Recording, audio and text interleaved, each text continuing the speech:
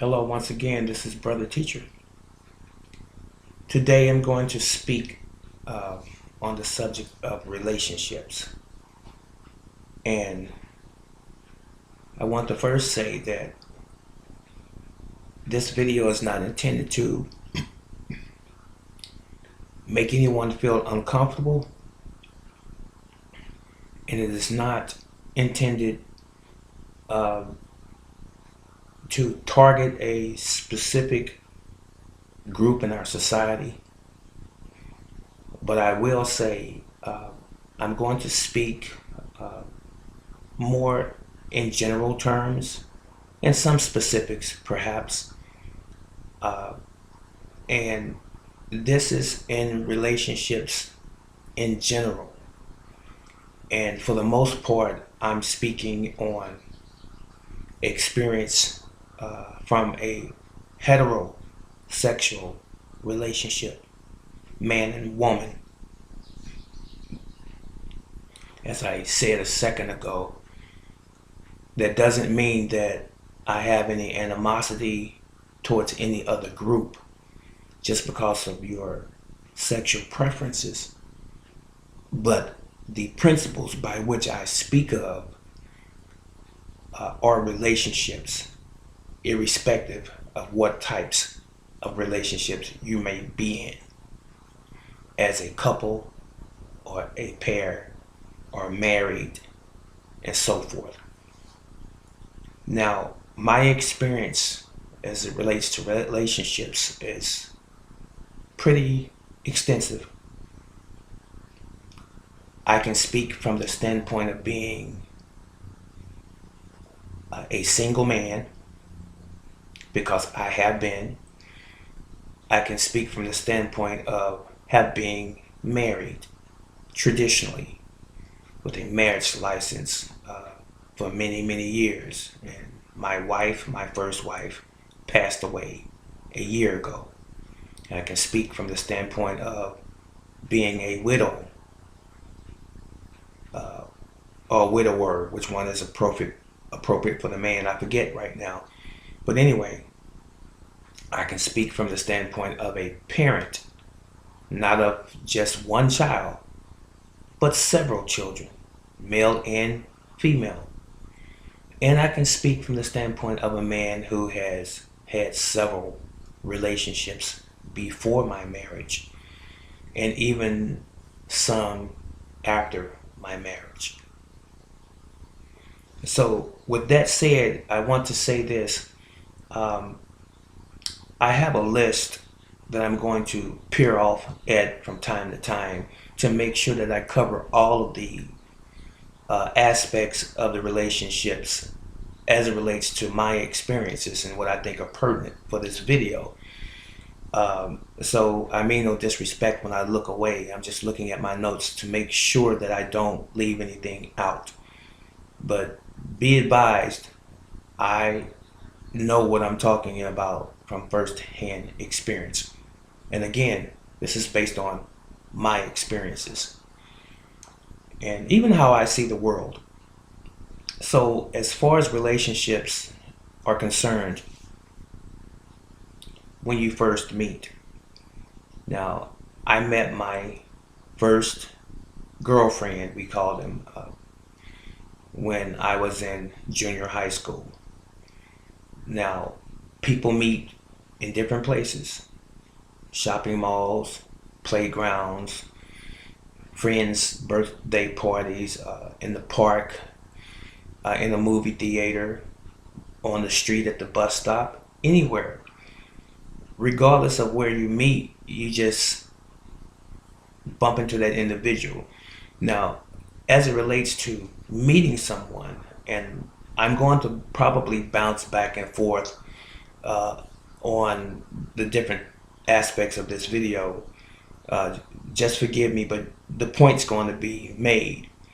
I don't believe when we meet someone that it should be the result of searching for a companion, a mate, a girl, a boyfriend.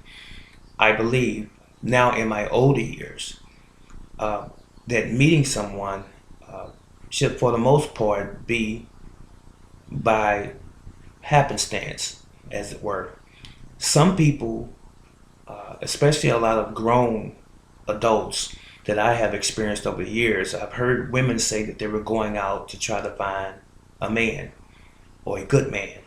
And I've heard men say that they were going out to look for women, or I need a girlfriend, or I need me a wife.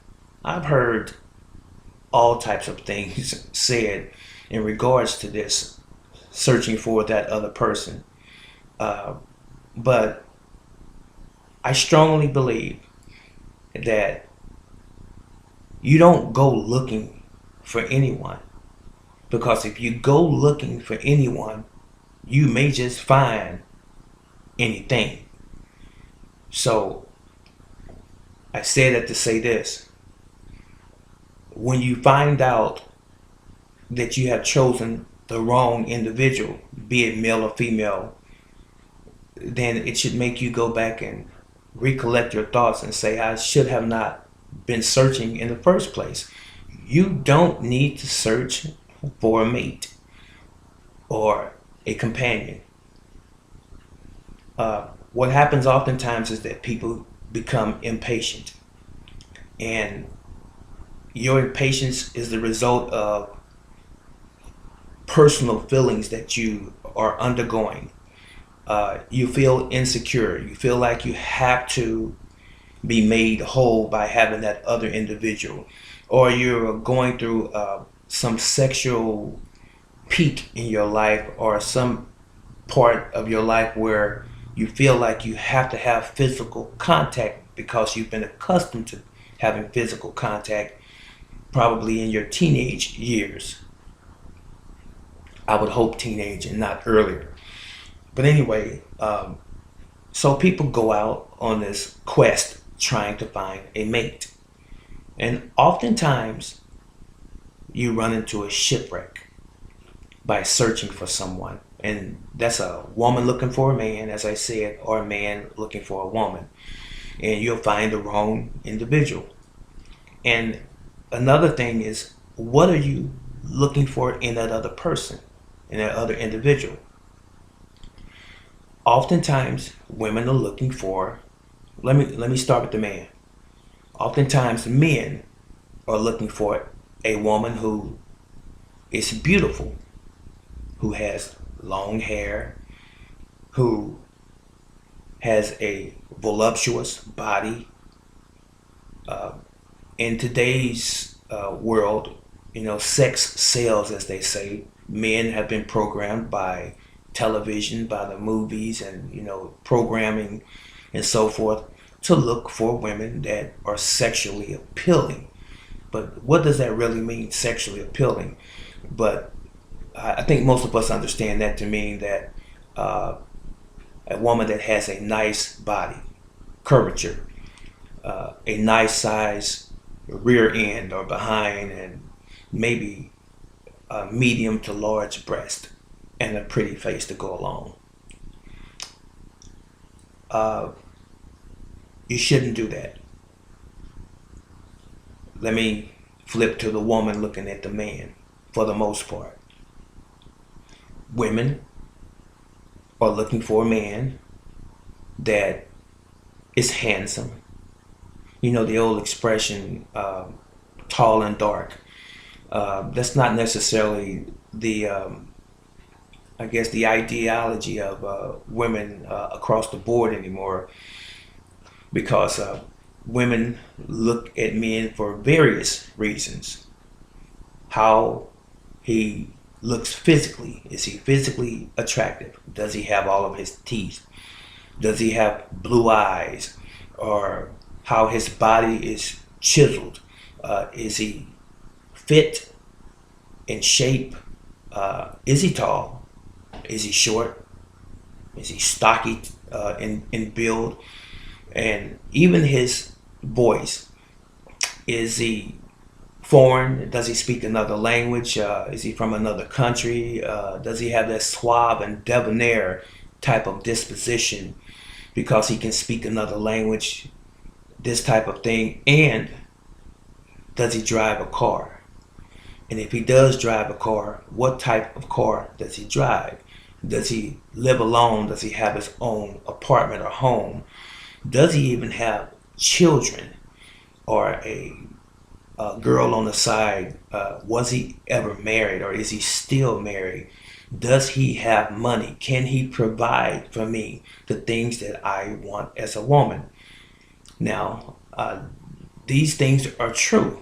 I have experienced this myself with women, and I have experienced it with women that I have known that have been in relationships with other men. So I've seen both sides. So what you're looking for oftentimes is what you will get.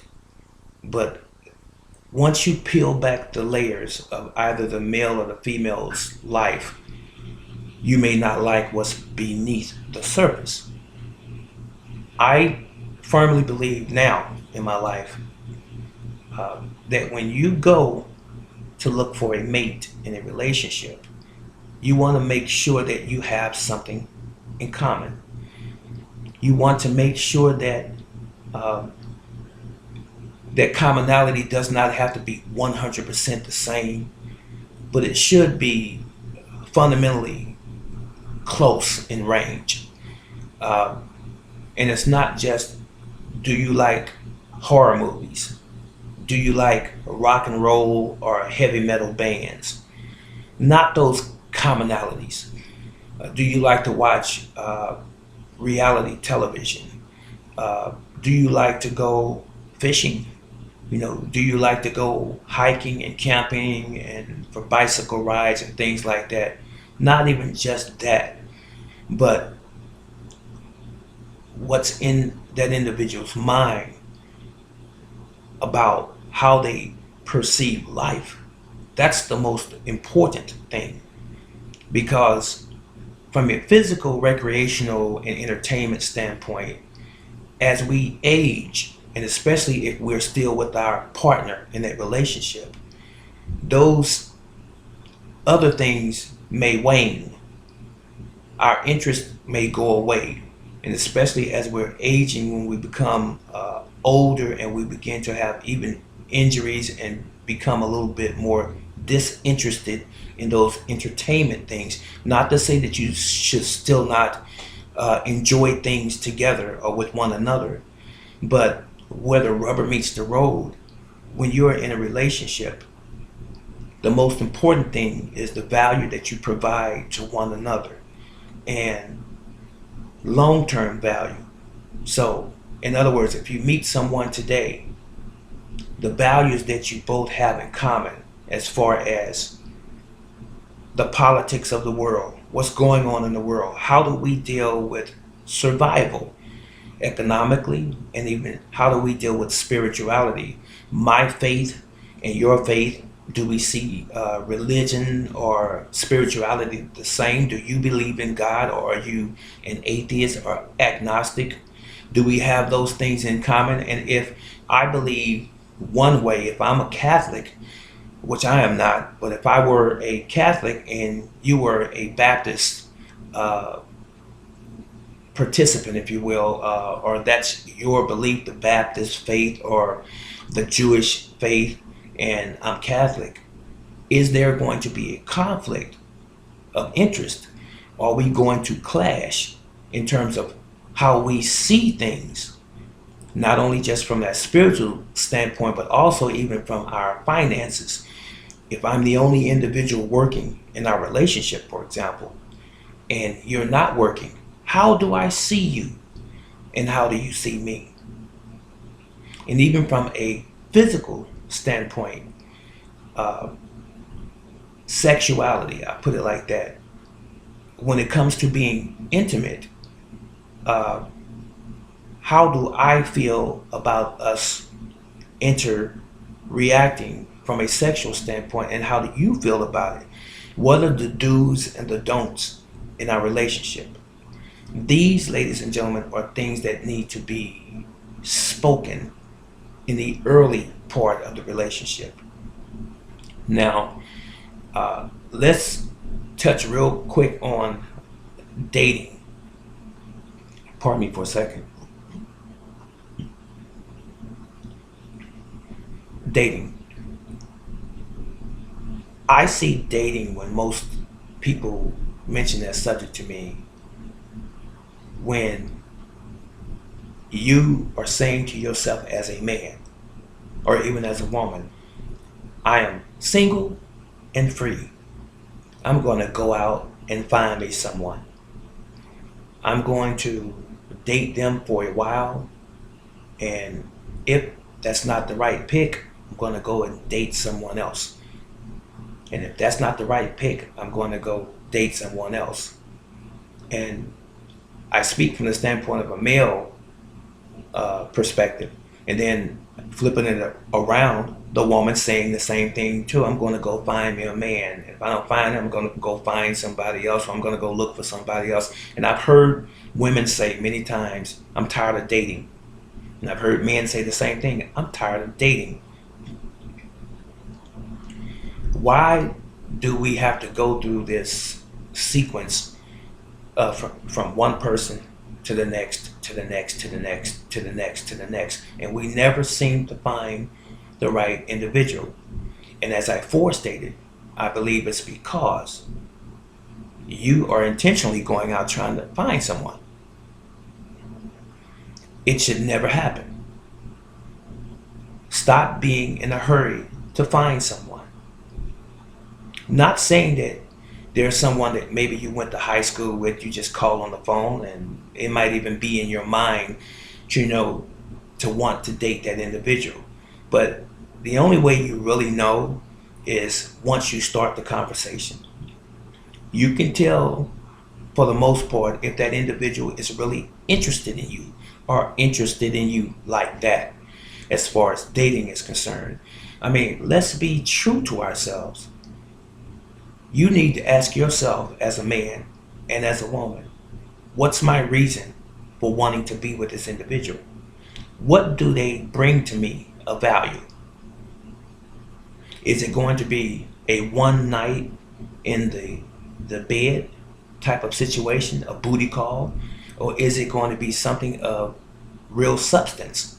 Is it going to be a situation where we're going to be with one another for many years and perhaps get married or even have children as a result? Or is it just to make me feel good as a man, or to make you feel good as a woman, or to feel even that you can say to your friends, I have someone, or that you can have them on your shoulder, male or female, and that you can strut them around so that people outside can see that you're taken? Those are the wrong reasons. You don't want to just have someone just to try to make an impression to everyone else, because for the most part, everyone else does not care. Now, I'm sure that your family and that your true friends would love to see you in a healthy relationship with someone. But if they're your family and your true friends, they want to make sure that you are actually happy and that you have actually chosen someone that you actually love and care about, and not just someone that's for the moment until someone else comes along. You see, we all have feelings, and this is one of the most sensitive things in a relationship. You don't want to pick someone out to be your other half or your mate or your dating partner, as it were, especially women. And your intentions are one thing and their intentions are different. And let me clarify this from a man's perspective. I don't want to go out and find a woman to just satisfy me sexually. Women want security. This has been my experience. For the most part, they want someone to actually love them and that will lay down their lives for them and that will actually invest their time and effort into them. And they will give you anything you want virtually. And many of the women that want this are women who have been damaged in their past relationships, if they've had relationships. They've been ridiculed. They've been talked down to by other men who were using them only for sex.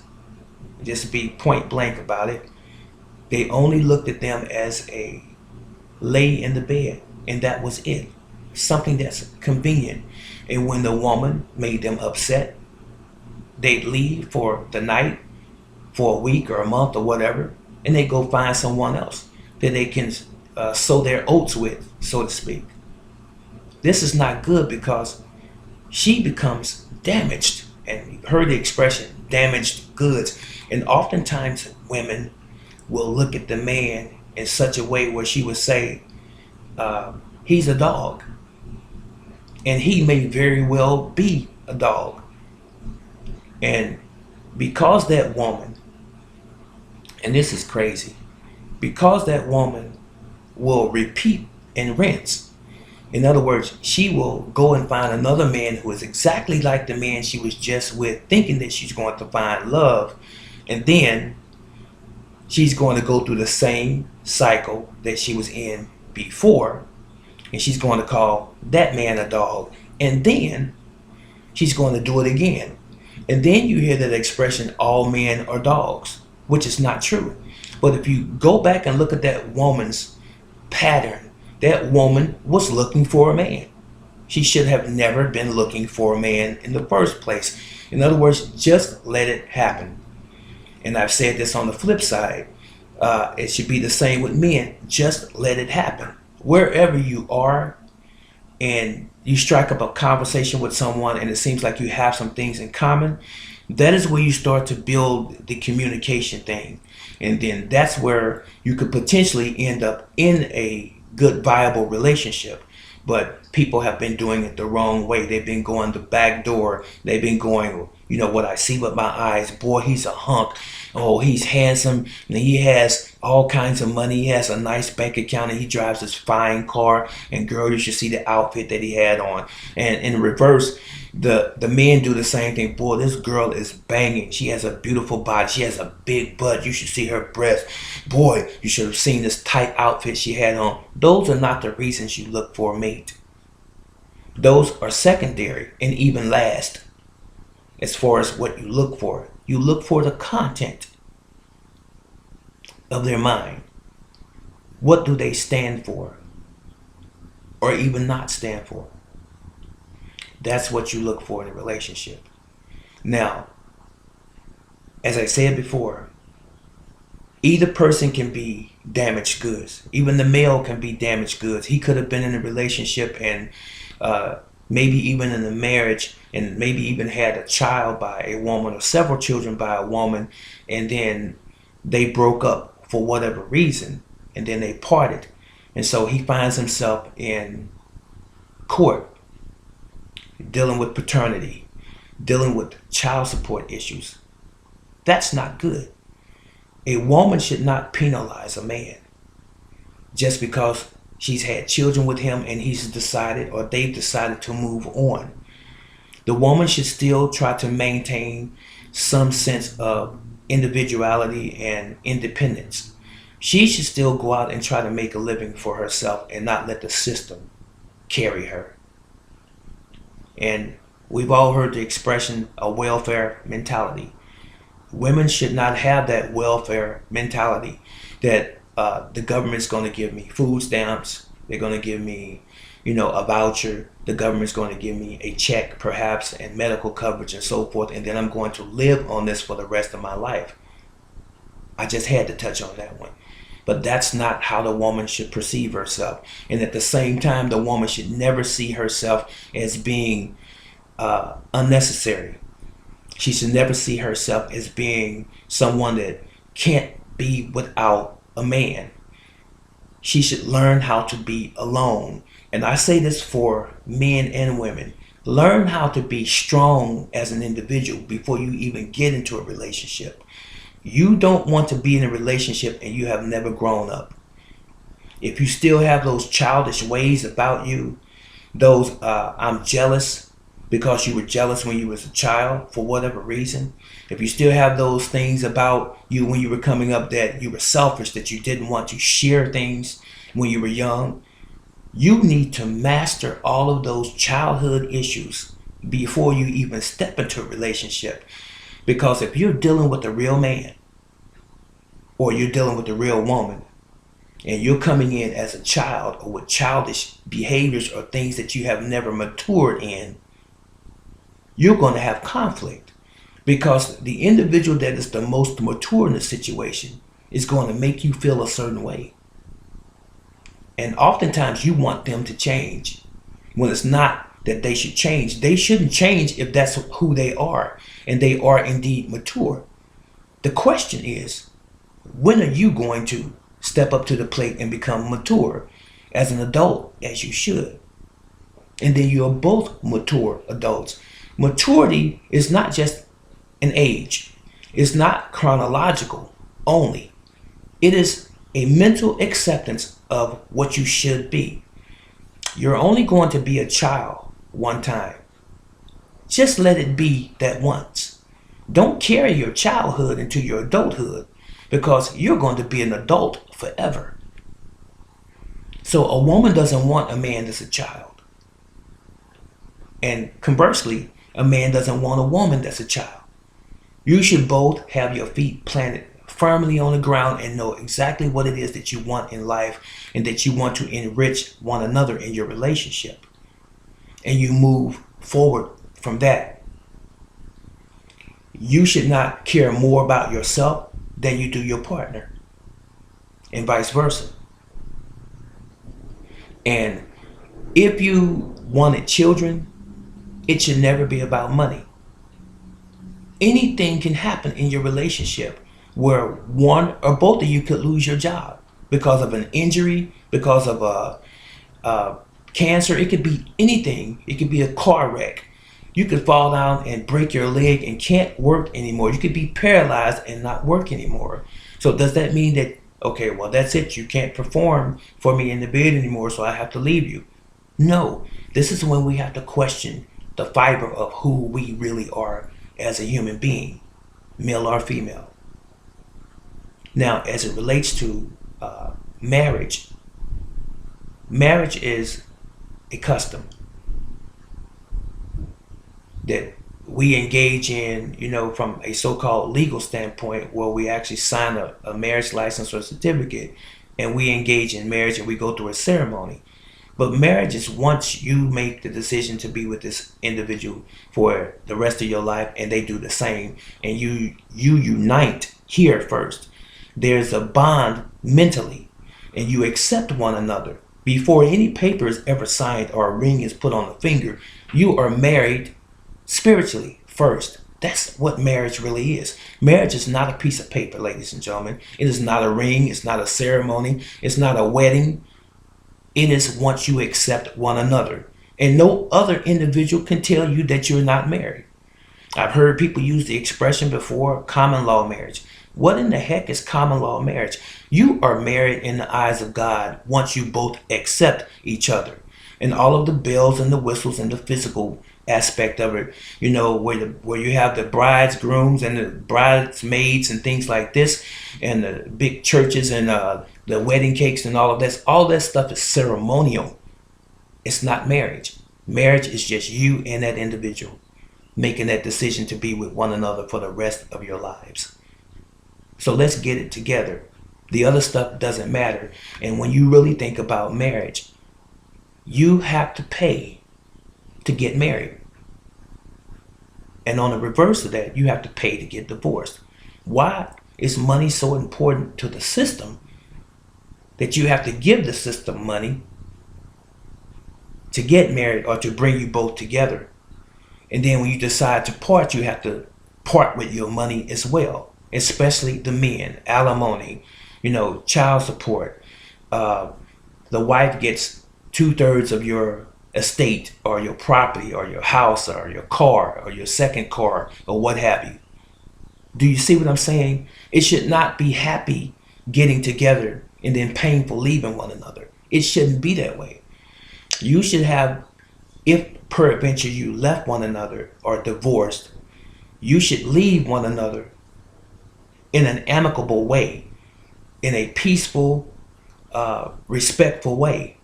You've decided behind closed doors between the two of you that things have not worked out or they're not going to work out, and you see no chance of it working out. And it has nothing to do with what your parents think, what your friends think, or your wives, girlfriends, or your buddies on the side. It has nothing to do with any outside influence. That is between the two of you only. And if you have a problem communicating with each other on that particular subject, then maybe both of you are childish. Now, as it relates to when you first meet uh, the young lady or the young man that you're dating or about to date, and their family or their parents, uh, you should have a mutual respect for one another's parents and family, even if they look at you cross-eyed and don't think that you are the one, even if they appear to even not like you at all. Again, never let the outside influences of your family or your friends affect your relationship internally, because you two are the ones that's going to be with one another for a long period of time or even the rest of your natural lives. And you want to have a love for the other individual's family or one another's family, irrespective of what they think about you. You just have to swallow that bitter pill sometimes. And even though it seems like they're riding you or that they are throwing hints at you through her that you're not the one for them, continue on with your relationship and you love one another, irrespective of what your family thinks. Now, if one or the other's family, mother, father, whomever, doesn't like you, and it might even be an indication of who you have chosen to be your partner. Maybe that's who they are. Maybe they actually are the spitting image of their parents, and their parents are more vocal or more out with how they actually feel about you. And maybe your partner that you have chosen is hiding it. Did you ever think about that? In other words, if when you and your new date or your new companion, your new mate first meet and you want to make a goal of your relationship, maybe you're hiding something from them that they don't find out until later on, and vice versa. So I say that to say this: don't hide anything from your new mate or your companion that's going to damage your relationship down the road. If you have anything to hide, make sure that it is not something that's going to affect them in any way. Now, speaking of that, let me clarify something in terms of hiding things. It's not necessary for me to tell my companion every single detail of my life. And it's not necessary for her to tell me every single detail of her life and her past. That should be common knowledge. I don't want to know how many people you've dated. And you shouldn't want to know how many people I've dated. I don't want to know if you have been in jail, 3, 4 times when you were a teenager and so forth, unless you just want to share that with me just in a general conversation that we're having. The only thing that I want to know from my companion is, are you bringing something into this relationship that could damage both of us or even damage myself? And if it is true, you owe it to me to tell me in the beginning. And the same for myself. If I have something that's going to affect you in a negative way, then I need to tell you early on in the relationship, and then we can decide if this is going to be a good fit for both of us. But you don't want to spill the beans 2 or 3 years down the road that you have another family somewhere, for example. I hope that's not the case. And you don't want to spill the beans down the road that you have some disease that she can contract from you, a sexually transmitted disease, and she finds out later. Do you see what I'm saying? These are rough examples, and there are a plethora of other things that you could bring up as far as this is concerned, but I'm sure you get the point. Be honest with one another. Now, if I had 7 girlfriends before I met her, she doesn't need to know that. And if she's dated 7 men before she knew me, I don't need to know that, and I don't want to know that. What is the reason? And if I'm adamant about finding out who she's dated and she's the same about finding out who I've dated, then there's a trust issue there. And you must have respect for one another, and you must trust that other individual. But you don't jump in bed the first night that you meet this potential mate or future wife or husband. You don't jump in bed the first night. That could be a no-no too. You want to give it time, but a lot of times we get those sexual hormones going, and we just want to go ahead and seal the deal. You shouldn't do that either. Give it time. You'll find out. You really will find out if you really are the right fit, as I said, if you give it time. Now, I can't tell you what that time period is, but it's definitely not one day. It may be a month. It could be a couple months. It could be a year that you are actually dating that individual. Now, I hate to say dating for a whole year. I don't like that expression per se, but I think it's so common that people use it on a regular basis. But if you're courting, that's the old word. If you're courting this individual, sex should really not be in the picture. But we know many of us have went on and succumbed to the sexual urge, and we end up having sex with our companion or our future companion for the first time, and then we end up with a baby, and then the rest is history. And sometimes you end up having an abortion. You're aborting a child that was innocent, that should have never had anything to do with your relationship. Now, that's immaturity on your part. If you don't have protection when you have your first engagement or sexual relationship, as it were, and there's a baby as a result, it's not the baby's fault. It's yours. But you have to accept it for what it is. Ladies and gentlemen, this is Brother Teacher, and there's going to be a part 2. I'll see you in the next video. Leave your comments in the comment section below.